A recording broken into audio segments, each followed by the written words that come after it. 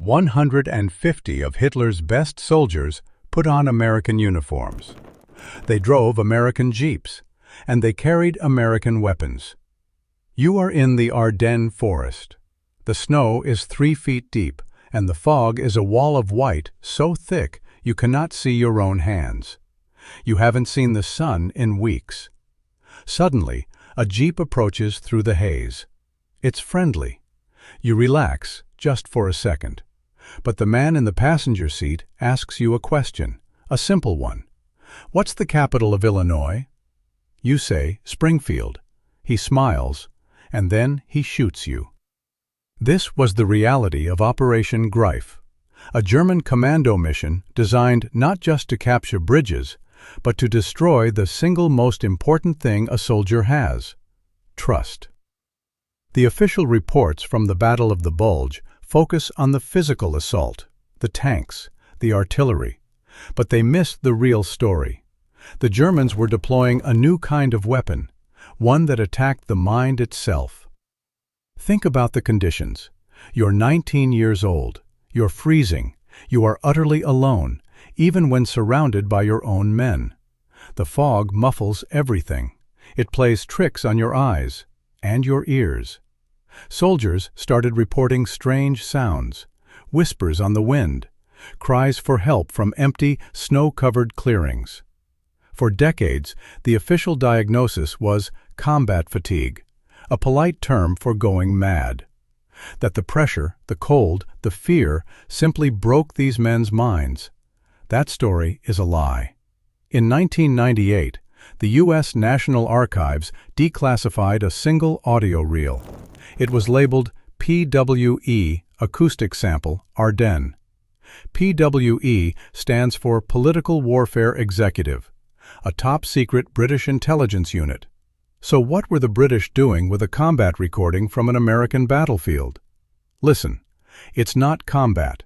There are no gunshots, no explosions, just voices.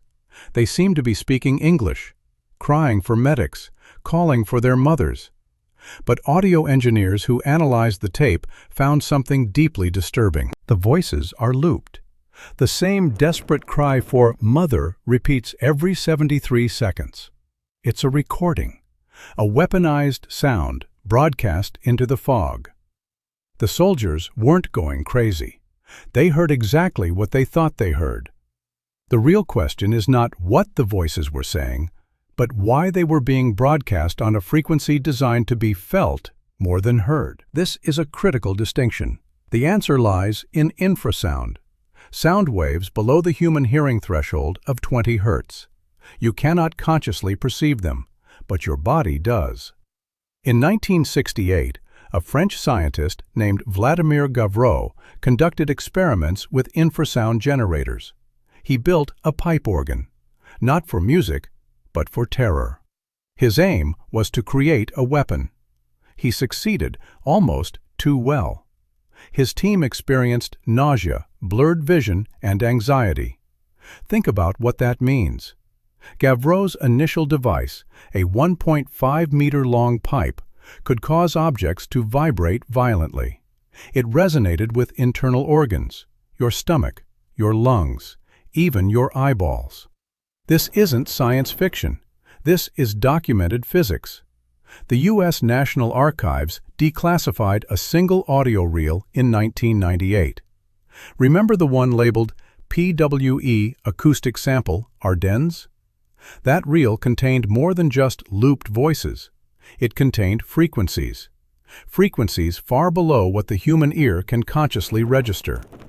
The British Political Warfare Executive, PWE, was notoriously secretive. They were masters of psychological operations. Their tactics went far beyond simple propaganda leaflets. They understood the subtle ways to break a man. You might wonder, how did they know about infrasound in the 1940s? Gavreau's work was decades later. This is where the story truly twists. Dr. Paul B. MacCready Jr., an American aeronautical engineer, was already studying atmospheric infrasound.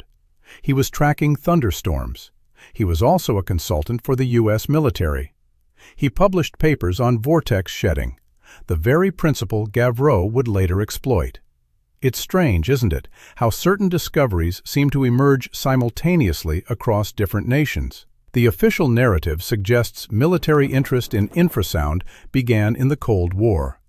But the evidence, hidden in plain sight, points to a much earlier engagement. The Ardennes recording suggests a directed, deliberate application. Not just an experiment, a weapon. The British PWE unit, in collaboration with American intelligence, was testing a new form of psychological warfare. The looped voices were a distraction, a cover. The real attack was silent. It was a frequency. A low, penetrating hum that attacked the soldier's very physiology. It induced fear. It created disorientation. It amplified the already crushing stress of combat. Imagine you are in that fog. You hear a distant cry for help. Your mind strains to identify it. But all the while, an unseen force is working on your body. Your chest tightens. Your breathing becomes shallow. You feel an inexplicable dread. This is the power of infrasound.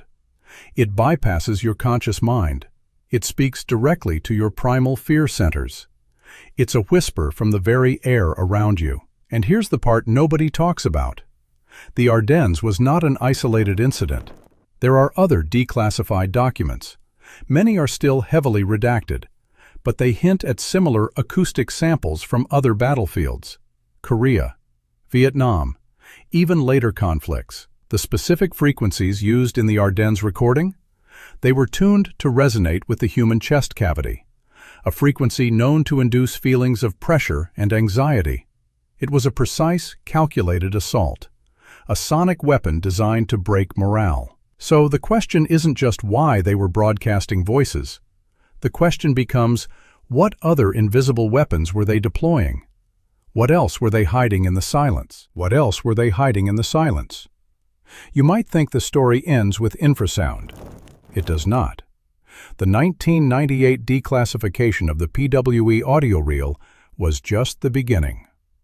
3 documents, heavily redacted, were quietly released from the British National Archives in 2019. They refer to something called Project Nightingale. This project, initiated in 1943, aimed to exploit not just the auditory, but the visual and tactile senses. Think about that. Not just what you hear, but what you see and what you feel. The official reports mention atmospheric manipulation. A vague term, you agree. But what does it really mean? One of those documents, labeled PWE/Nightingale/003, details experiments conducted in the Scottish Highlands. The year was 1943. Researchers were testing a new form of fog dispersal, using high-frequency sound waves. You see the immediate connection, don't you? Dispersing fog with sound. But they found something else, something far more unsettling. When these specific high-frequency waves were directed into dense fog, they created standing waves. These waves, in turn, subtly altered the fog's density. They sculpted it. Imagine the Ardennes, the thick, blinding fog. Now imagine that fog is not just natural. What if it is being manipulated? What if it is being shaped? The reports describe anomalous visual phenomena observed by test subjects. These were not hallucinations born of fear.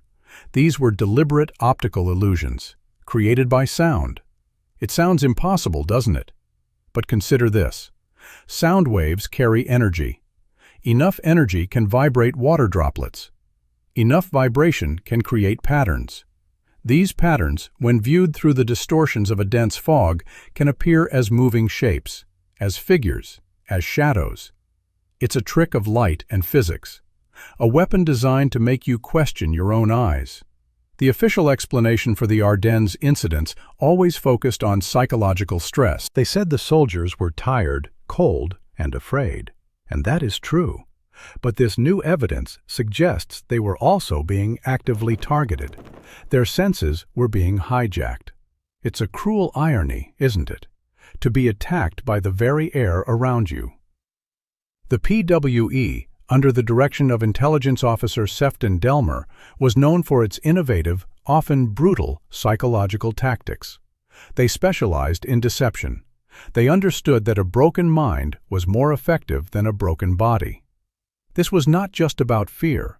This was about confusion, about sowing doubt, about making soldiers distrust their own perceptions. The documents detail the creation of phantom formations, moving shapes in the fog that resembled enemy troops, or, even more chillingly, friendly forces. Think about what that does to morale. You see shapes moving in the mist. Are they friends? Foes? You don't know. You can't trust your eyes. The infrasound attacked your body. The manipulated fog attacked your sight. It was a multi-sensory assault, a symphony of terror. And here's the part nobody talks about. The technology used for this fog sculpting was remarkably similar to early sonar developments.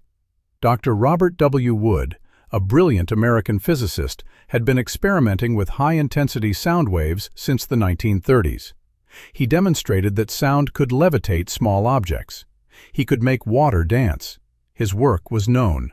It was studied. The military knew its potential. So when the British PWE started Project Nightingale, they weren't inventing from scratch. They were adapting existing science. The Ardennes was a perfect testing ground. The persistent, heavy fog provided the ideal canvas for their sonic artistry. You were not fighting just German soldiers.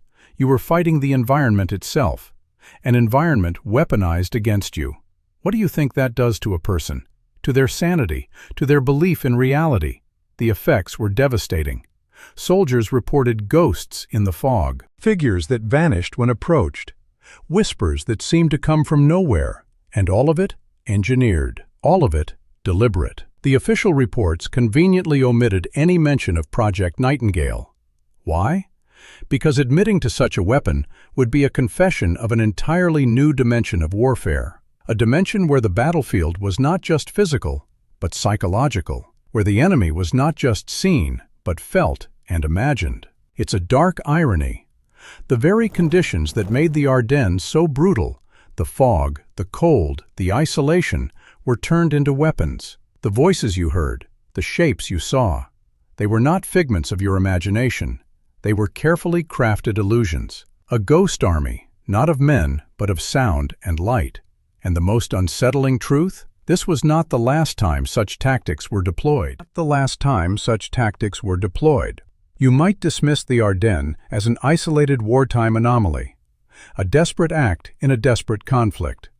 But the echoes of Project Nightingale reverberated far beyond 1944. Consider the Korean War, less than a decade later. Soldiers reported similar auditory and visual distortions in the dense mountainous fogs of the 38th parallel. The official explanation again cited combat stress. But what if it was more? What if the battlefield had simply shifted and the silent weapons refined? In 2003, a former British intelligence officer, Colonel Alistair Finch, spoke briefly about acoustic harassment during an interview for a forgotten documentary. He mentioned lessons learned from the Ardennes. He described systems designed to induce disorientation without physical contact. He was quickly cut off. His statement never made the final edit. Read that sentence again. A decorated officer casually discussing non-lethal, disorienting weapons and then silenced. Think about what that means. The technology of infrasound and fog manipulation did not disappear into the archives. It evolved. It became more subtle, more insidious. You see, the goal was never just to create fear. It was to erode confidence, to make a soldier question his own sanity, to turn his mind into a weapon against himself. Imagine you are Private John Miller, fighting in the Chosin Reservoir in 1950. The cold bites. The fog is so thick you can't see the man next to you. Then you hear it, a faint whisper. It sounds like your mother calling your name. You turn, searching. There is nothing, just the white, suffocating mist. Your heart pounds. You start to doubt. Was it real? Was it the cold? The hunger? This is the insidious power of these tactics. This is not about brave soldiers facing down a visible enemy. This is about fighting an enemy that exists only in your perception. The U.S. Army's official reports from Korea contain numerous references to unexplained psychological breakdowns. Entire platoons reporting ghosts or phantom noises. These were not isolated incidents. These were patterns. Patterns that mirrored the Ardennes. But the cause was never openly investigated. It was always attributed to the immense psychological pressure of the conflict. It's strange, isn't it, how certain phenomena are consistently explained away by the most convenient narrative. The PWE's Project Nightingale, initiated in 1943, explored the use of directed sound waves to create phantom formations in fog. These formations were not just random shapes. They were designed to mimic human figures, to move, to disappear. Think about the psychological impact of seeing a comrade vanish into the mist, only to reappear moments later, or not at all. This wasn't about making you jump. It was about making you question the very fabric of reality. It was a sustained assault on your internal compass. Dr. Evelyn Reed, a leading expert in sensory perception at the University of Cambridge, published a paper in 2017 detailing the long-term effects of prolonged exposure to low-frequency vibrations. Her research found that even sub-audible frequencies can cause chronic anxiety, sleep disturbances, and even mild cognitive impairment. She highlighted case studies of individuals exposed to industrial infrasound. Their symptoms were strikingly similar to those reported by soldiers in the Ardennes and Korea. Her paper, The Unseen Hand, Infrasound and the Erosion of Reality, was largely ignored by mainstream media. Why? Because admitting to such a weapon would open a Pandora's box of ethical and legal questions. It would force us to confront the true cost of psychological warfare.